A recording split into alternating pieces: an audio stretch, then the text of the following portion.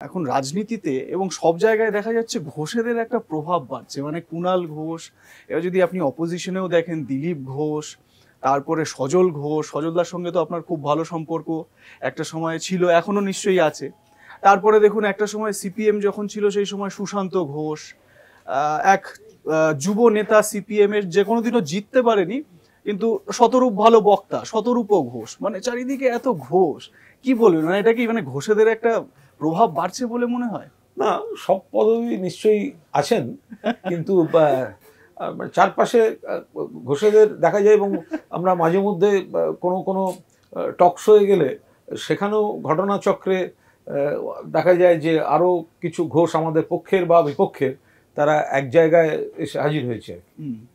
আচ্ছা কুণালদা, মানে একটা কথা বলুন, মানে আপনার সাংবাদিকতার জীবনে, মানে আপনার, মানে আমি মুগ্ধ হয়ে, মানে আমার এটা প্রকাশ্যে বলতে কোনো দ্বিধা নেই, সেটা হচ্ছে যে মানে খুব কম এরকম সাংবাদিককেই আমি দেখেছি যিনি যেরকম বলতে ভালোবাসেন, মানে বলতে যার কথা খুব ভালো লাগে, শুনতে ভালো লাগে, যার লেখা পড়তে খুব ভালো লাগে। তো কুণালদা, এই যে এখন মানে আপনি কি একটু রাজনীতির থেকে দূরে সরে একটু সাংবাদিকতার উপরে বেশি ফোকাস করছেন? ব্যাপারটা তা নয়, রাজনীতি আমি খুব যখন প্রত্যক্ষভাবেও করি বা এখনো করছি, যখন সাংসদও ছিলাম, আমার কিন্তু প্রথম পছন্দ কিন্তু সাংবাদিকতা, মানে ওইটা আমি পরিচয় দিতে আমি বেশি ফার্স্ট লাভ এবং আমি ওটাতে বেশি অগ্রাধিকার দিতে পছন্দ করি। তো একটা সময় ফ্রিল্যান্সিং করে তার শুরু।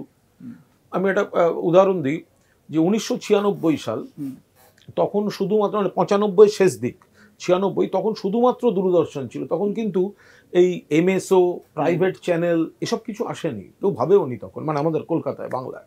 তখন আমি বেসরকারি একটা টিম তৈরি করে দূরদর্শন থেকে স্লট কিনে প্রথম বাংলায় বেসরকারি নিউজ ম্যাগাজিন DD1 আর DD7 একটা পরীক্ষামূলকভাবে চালু করেছিলাম। 39 সপ্তাহ চালাতে পেরেছিলাম।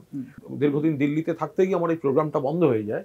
বাট এই অভিজ্ঞতাটা, তারপরে যখন এই এমএসও তৈরি হয়নি, তখন 52টি কেবল অপারেটরকে একজোট করে তাদের কাছ থেকে স্লট কিনে একই সময়ে খবর চালানো, এই অডিও ভিজুয়ালের এই পরীক্ষা নিরীক্ষাগুলো আমি করার খুব সুযোগ পেয়েছি। এবং ঘটনাচক্রে বলে রাখি, 1996 সালে প্রথম সিপিএম আর অবিভক্ত কংগ্রেস, তখন কিন্তু তারা এই ধরনের ক্যাম্পেনে গেছিলেন। তার আগে নির্বাচনী প্রচার রাজনৈতিক দলের মানে অন্য দূরদর্শনে শুধু ওই মিনিট বেঁধে দিত, একদম শুধু দাঁড়িয়ে 5 মিনিট বলা, 3 মিনিট বলা।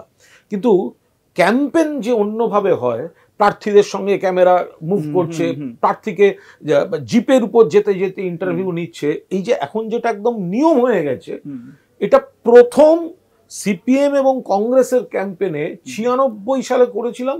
আর যুযুধান দুটো পক্ষেরই অডিও ভিজুয়াল ক্যাম্পেইনটা আমার করার ছিল।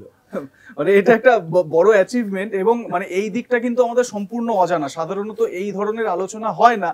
মানে কুণালদাকে যখনই আপনারা বিভিন্ন শোতে দেখেন বা কুণালদা যখন প্রেস কনফারেন্স করেন, তখন রাজনীতি নিয়ে আলোচনাটা হয়, রাজনীতির কথাই বেশি থাকে। কিন্তু এটা খুব ইন্টারেস্টিং একটা বিষয় জানা গেল। ফলে এই ইন্ডাস্ট্রিটা যে আস্তে আস্তে চেঞ্জ হতে গেছে, তখন ওই সেই বিয়ে বাড়ির ক্যামেরা আর ওই বড় ভিডিও ক্যাসেট, তারপরে এলো ডিজিটাল ক্যাসেট, তারপর সেখান থেকে সিডি, সেখান থেকে আজকে তো সমস্ত চিপ, মানে এই যে বিবর্তনটা হচ্ছে, এটা আমি হাতে করে কাজ করার এবং এই বিবর্তনটা সাক্ষী থাকার যেটা সুযোগ পেয়েছি, এটা কিন্তু আমি নিজে এটা খুব এনজয় করি, যে আমি কাজটা দেখার, শেখার এবং জানার সুযোগ পেয়েছি। আমি বোধহয় বাংলার একমাত্র প্রিন্ট মিডিয়ার সাংবাদিক যে একই হাউসে, সেম হাউসে পরীক্ষা দিয়ে ঢুকেছিল ট্রেনি হিসাবে, 11টা প্রমোশন পেয়ে হায়েস্ট পোস্ট, আমার মালিক এডিটর, ওটা বাদ দিয়ে আমি বলছি কনসাল্টিং এডিটর, আমি সেটাই পারফর্ম করছি। আমি 11টা প্রমোশন একই অফিসে পেয়েছি। ফলে এগুলো মানে এক এক ধরনের অভিজ্ঞতা তৈরি করে। একদমই। তুমি একটা উঁচু বাড়িতে উঠছো, তুমি নিচ থেকে বাড়িটা কেমন লাগছে, 4 তলায় গিয়ে কি কি প্রবলেম আছে, 5 তলার কি কি প্রবলেম, আবার তুমি 11 তলায় পৌঁছে তুমি ওপর থেকে নিচটা দেখছো, এই অভিজ্ঞতাগুলো সুবিধা হয়, যাতে আমার এখন যারা কলিগ আছেন তাদের আমি কিছু সুবিধা বা উপকার করে দিতে পারি। মানে এই সুবিধা উপকার থেকেই মনে পড়লো, মানে আজ থেকে বেশ কয়েক বছর আছে, মানে 12-14 বছর আগে, সেটা জানতে পারা যায় বা ঘটনাচক্রে সেগুলো জানতে পারি আমরা, কুণালদার সঙ্গে যারা সেই সময় কাজ করতেন একটি ইলেকট্রনিক্স মিডিয়া, আমি নাম নিচ্ছি না, তো সেখানে সেই সময় যারা কাজ করতেন, কুণাল ঘোষের যারা জুনিয়র কলিগস যারা ছিলেন, তারা বলতেন, মানে ফিল্ডে বেরিয়ে তারা বলতেন যে দাদা ট্যাব গিফট করেছে, আবার প্রমোশনের সময় ভালো করে প্রমোশনটাও দিয়েছেন, ইনক্রিমেন্টটাও করিয়েছেন, খারাপ করলে বকেওছি, আবার খারাপ করলে বকেওছেন, সে ধমক আবার ভয়ঙ্কর ধমক হয়ে যায়, কিন্তু আবার আদর করে কাছেও টেনে নেন, কিন্তু আবার ট্যাবও গিফট করেন। এটা এটা কি, মানে কি ট্যাব গিফট করতেন একটু বলুন তো না ব্যাপারটা। আমাকে একবার একজন সকলের শ্রদ্ধেয়া আমাকে একটি ট্যাব গিফট করেছিলেন, হ্যাঁ, মানে তখন আপনি কি ট্যাবটা নামটা আসেনি, বলবেন না? তখন আপনি কি নামটা বলবেন না? মমতাদি গিফট করেছিলেন। হ্যাঁ, তো এবং তাতে খুব ভালো ভালো রবীন্দ্রসঙ্গীত ভরে গিফট করেছিলেন। যাই হোক, তো সেটা নিয়ে কাজ করতে খুব সুবিধা হতো। আমি দেখলাম এটা হাতের কাছে থাকলে সাংবাদিকদের খুব সুবিধা।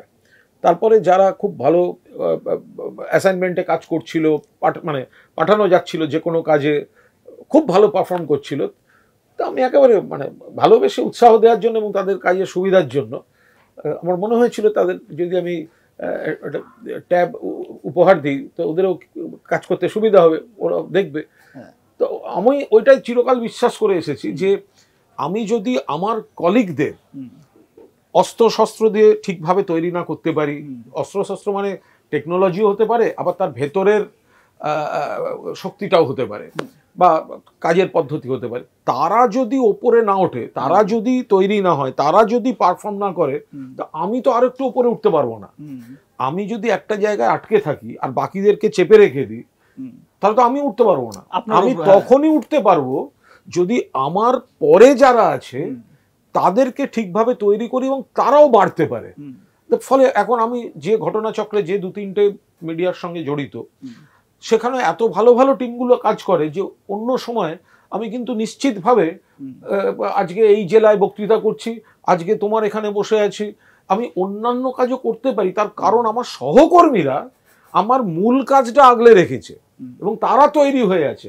ফলে আমি আজকে প্রযুক্তির যুগ, হোয়াটসঅ্যাপে মেলে অর্ধেকটা ম্যানেজ করে নিতে পারি, কিছুক্ষণ অফিসে ঢুকলাম ও তার উপর হয়ে যায়, কিন্তু এইটা খুব কাজে দেয়। এবারে একটু অন্য প্রশ্নে আসি, মানে এটা রাজনীতি ঠিক নয়, কিন্তু যেহেতু রাজনৈতিক ব্যক্তিত্ব তাই এই আলোচনা আসেই। আপনি নাকি মানে নয়না বৌদির হাতের নাড়ু আর ফিশ ফ্রাই খেতে খুব ভালোবাসেন?